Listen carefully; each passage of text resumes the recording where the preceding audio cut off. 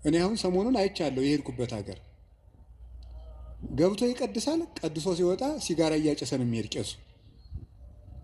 አሁን የኢትዮጵያ ካህናት ይሄን ብታየው አትሰቅሉንም? መሀል ከተማ ላይ አይ ጳጳስ ሲያጨስ ነው አይቻለሁ። ጳጳስ እያጨሰ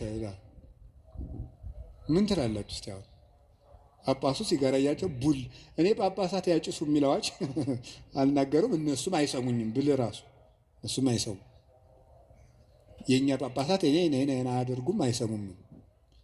ግን ማለት የፈለግኩት ሲጋራውን ቡል እያደረገ መጥተው እጁን ሳም አድርገው ትሄዳሉ ምዕመናን። እኔ ባይኔ እኮ ነው ያየሁት። ትናንት ራሱ አይቻለሁ። ዛሬ ጠዋት ነው የገባሁት። እነሱ እንደዛ ነው የሚያደርጉት። እግዚአብሔር ጋር እንጂ ሰው ነውር ላይ አይደለም የሚንጠለጠሉት። ጉልበታችን መምጣት ያለበት ወደ እግዚአብሔር። ከዛ ውስጥ አንዱን ያነሳ ነው ምንድነው እኛ በሰው ላይ ስላለመፍረድ ወይም ደግሞ አንድ ሰው በደካማው ላይ አቅም ባጣ ላይ መንፈሳዊ ብርታት የሃይማኖት ጥንካሬ ባጣ ሰው ላይ መፍረድ እንደማይቻል በሱ ከምንፈርድ ይልቅ በራሳችን ላይ መፍረድ እንዳለብን በሰው መፍረድ እንደማይገባ ወይም ደግሞ አንድ ሰው በሃይማኖት ሲደክም በኃጢአት ሲወድቅ በተለያዩ የስጋ ፍላጎቶች ሲጠለፍ ከመፍረድ ይልቅ ራሳችንን ማየት እንደሚገባ ራሳችንን መመርመር እንደሚገባ የሚያትትልን አንቀጽ ነው ማለት ነው። እንዲህ ይላል፣ እንዳይፈረድባችሁ አትፍረዱ። ይሄ አንቀጽ ምንድን ነው የሚለው? አብዛኛው ስለ አንቀጸ ምጽዋት፣ ስለ አንቀጸ ጾም፣ ስለ አንቀጸ ጸሎት የሚያስተምር ነው ማለት ነው። እና አንድ ሰው እንደ ቅዱስ ማቴዎስ ወይም ደግሞ እንደ ቅዱስ ወንጌል አንድ ሰው በክርስትና ሕይወት ውስጥ ሲኖር የመጀመሪያው መስፈርቱ ራሱን ማየት ነው። በሰዎቹ ላይ ከመፍረድ ይልቅ በራስ ላይ መፍረድ ነው። መጽሐፍ እንደሚለው ሲራክ እንደሚለው ከአንድ አገርን ከሚገዛ ንጉሥ ይልቅ ራሱን የሚገዛ ወይም ደግሞ በራሱ ላይ የሚፈርድ ሰው የተሻለ ነው ይላል።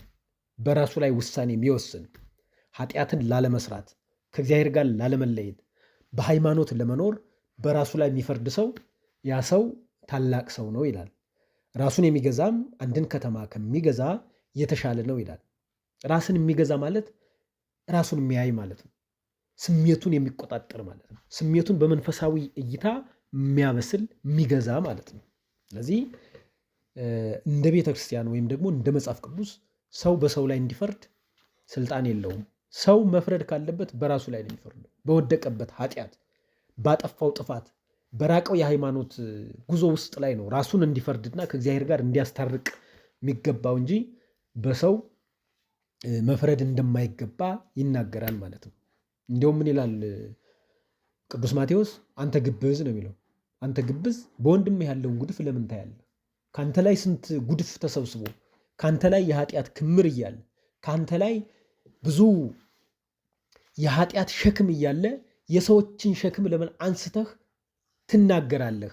ለምን የሰዎችን ኃጢአት ታያለህ? መጀመሪያ ራስህን እይ። ከዓይንህ ላይ ያለውን ጉድፍ አውጥተህ ጣል። ከአንተ ላይ ያለውን ዓይንህ ላይ ያለው በማየት የምትሰራውን ኃጢአት ሲያትት ነው። ከዓይንህ ላይ ያለውን ጉድፍ መጀመሪያ በዓይንህ የወደቅህበትን፣ በሐሳብ የወደቅህበትን፣ በአመለካከት የወደቅህበትን የኃጢአት ጉድፍ መጀመሪያ አውጣ። ከዚያ በኋላ ከወንድምህ ላይ ያለውን ኃጢአት ያኔ ታያለህ። መጀመሪያ ግን ከመፍረድ በፊት በራስ ላይ ፍረድ ነው ያለ። ሰዎችን አንስተህ ኃጢአተኞች ናቸው፣ ደካሞች ናቸው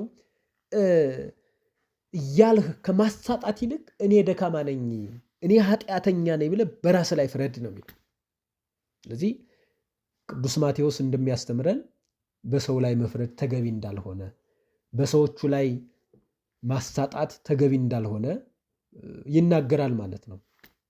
በተለይ አሁን ባለንበት ወቅት ይሄ ልቅ በሆነው የመረጃ አውታር ላይ በምናየው ሁኔታ ብዙዎቻችን የሰዎችን ማንነት ነው እንጂ የምናወጣው በራሳችን ላይ መፍረድ ተስኖናል። እውነት ለመናገር አብዛኛው የምናወጣው የሰዎችን ኃጢአት፣ የሰዎችን ግመና፣ የሰዎችን ጉድፍ እንጂ የእኛን ጉድፍ አውጥተን ማሳየት አልተቻለንም ማለት ነው። ስለዚህ ራሳችን ማየት ያስፈልጋል ማለት ነው።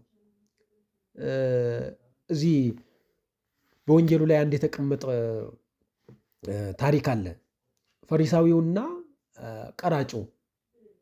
እኔ ፈሪሳዊ የሚባሉት በእግዚአብሔር ቤት አለን የሚሉ ግን አብዛኛው የሚጠነቀቁት ላለባበሳቸው፣ ለእይታቸው፣ ለውዳሴ ከንቱ ነው። እነዚህ ፈሪሳዊ የሚባሉት እግዚአብሔር ቤት አለን፣ እግዚአብሔር እናገለግላለን የሚሉ ነገር ግን ግብዞች ናቸው። ጸሎታቸው እንዲታይ የሚፈልጉ፣ ስጦታቸው እንዲታይ የሚፈልጉ፣ አገልግሎታቸውን ሰው እንዲያጨበጭብላቸው የሚፈልጉ፣ ከእግዚአብሔር ይልቅ ከሰው ላይ የተንጠለጠሉ ማለት ነው። እግዚአብሔር ያየናል ከማለት ይልቅ እግዚአብሔር ጸጋ ይሰጠናል፣ እግዚአብሔር መንግስቱን ያወርሰናል ከማለት ይልቅ አገልግለን ሰዎቹ ያዩናልና ያሞግሱናል፣ ነገ አንቱ አንቱ ይሉናል የሚሉ አይነት ጸባይ ያላቸው ናቸው ፈሪሳዊ የሚባሉት። አሁን እንዲህ አይነት ነገር አለ። አገልግሎቱ ለውዳሴ ከንቱ፣ አገልግሎቱ ለታይታይ፣ አገልግሎቱ እግዚአብሔር ማይነግስበት፣ እግዚአብሔር የሌለበት ማለት እነዚህ ናቸው። አሁንም የፈሪሳዊነት ነገር አለ።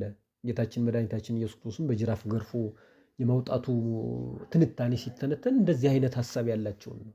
በቤተ ክርስቲያን ውስጡ ነው እግዚአብሔር ማይታይባቸው፣ በቤተ ክርስቲያን ውስጡ ነው እግዚአብሔርን ማያዩ፣ እናገለግላለን ብለው ከህዝቡ ላይ ክብርን የሚፈልጉ፣ ከህዝቡ ላይ የተለያዩ ነገሮችን የሚፈልጉ አይነት ሰዎች አሉ። ፈሪሳዊ ማለት እነዚህ ናቸው። ቀራጮች የተባሉት ደግሞ ዓለማዊ ውስጥ ላይ ታላላቅ ግብር የሚሰበስቡ፣ በግብር ሰበብ ድሃውን የሚያሰቃዩ፣ የራሳቸው ያልሆነን ገንዘብ የሚወስዱ፣ የራሳቸው ያልሆነን ሀብት የሚያጠራቅሙ፣ በተለይ ስልጣናቸውን መከት አድርገው የሚጠቀሙ አይነት ሰዎች ናቸው። እነዚህ ሁለት ሰዎች ግን ከእግዚአብሔር ቤት ገቡና የቀራጩ ምን አለ? ጌታ ሆይ ይቅር በለኝ አለ። ኃጢአተኛ ነኝ ይቅር በለኝ፣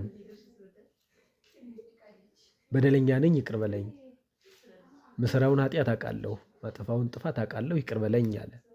ፈሪሳዊው ደግሞ ምን አለ? አቤቱ እንደዚህ ቀራጭ አላደረግከኝ፣ በቀን እጾማለሁ፣ በሳምንት እጾማለሁ፣ ይሄን አደርጋለሁ እያለ ሌላ ሀሳብ ውስጥ ገባ። እዚህ ላይ ሁለቱ ተጣረሰ ማለት ነው። አመጣጡ ትክክል ሆኖ ጸሎቱን ግን በረከት ሳያስገኝ ቀረ ማለት ነው። ስለዚህ የክርስትና ሕይወትም ራስን ማየት ነው፣ ራስን መመርመር ነው፣ ራስን ወደ ንስሐ ማቅረብ ነው። ይህንን ነው የሚያሳየን ማለት ነው። መዝሙረኛው ዳዊትም ዋራስኩ ምስካዬ ይላል። ዋራስኩ ምስካዬ አልጋዬን በንባ አራስሁ፣ አልጋዬን በንባ አራስሁ ወታውከት እማታይኔ፣ መንፈሴም ታወከችብኝ ይላል። ራሱን ሲያይ፣ በራሱ ላይ መፍረድ ሲጀምር፣ በራሱ ላይ የሚመጣውን የስጋ ውድቀት ሲያይ፣ በራሱ ላይ ያለውን የስጋ አስተሳሰብ ሲመለከት ዋራስኩ ምስካዬ፣ በአልጋዬ ላይ ንባዬን አራስኩ፣ አልጋዬን በንባ አጠፉት ነው የሚለው ዳዊት። እንግዲህ እስራኤላውያንን ለ40 ዘመን ያስተዳደረ፣ ለ40 ዘመን የመራ፣ ነገር ግን ቀን ሲያስተዳድር ይውልና ሌሊት ግን ራሱን ሲያይ፣ ራሱን ከእግዚአብሔር ጋር ሲያገናኝ፣ በንስሐ በለቅሶ ወደ እግዚአብሔር ሲጮህ የሚያድር ባይታዊ ነው። በእውነቱ ንጉሥ ነው። ነገር ግን ሌሊት ግን እግዚአብሔር ጋር ነው የሚነጋገረው። በጸሎት የዳዊት ጸሎት ስንመለከትም በየቦታው ስለ ራሱ ነው የሚያትተው። ምንድን ነው የሚለው? ሀቦ ኃይል ለገብርከ፣ ሀቦ ኃይል ለገብርከ ዋድህኖ ለወልደ አመትከ፣ አቤቱ ጌታ ሆይ ለባሪያህ ኃይልን ስጠው ነው የሚለው። ዋድህኖ ለወልደ አመትከ፣ ለባሪያህ አገልጋይህ፣ ባሪያህ አገልጋይህ ወይም ደግሞ የመበለቲቱን ልጅ አድነው እባክህ እያለ ስለ ራሱ ነው የሚጸልየው። ጸሎቱ ራሱን እንዲድንበት እንጂ ጸሎቱ ራሱን የሚያሳይ እንጂ በሰዎች ላይ እንዲፈረድ ወይም ደግሞ እንዲፈርድ አላደረገውም ማለት ነው። ስለዚህ በእኛ ህይወት ውስጥም ክርስትና ማለት ራስን ማየት ነው፣ ራስን መመርመር ነው፣ ራስን ከእግዚአብሔር ጋር ማኖር እንጂ ከሰዎች ጋር መኖር አይደለም። ሰዎቹ ሰዎች ናቸው። ሰው ማለት ደግሞ የነፍስና የስጋ ቅልቅል ነው። ስጋ ስጋዊነቱን ያስባል፣ መንፈስ ደግሞ መንፈሳዊነቱን ያስባል። ሁለቱም ይጣረሳሉ። ነገር ግን በስጋ በወደቀበት ድክመት ላይ በሰው ላይ መፍረድ አይገባም ማለት ነው። ቅዱስ ሉቃስ የሚያስተምረን ይሄን ነው። ስለዚህ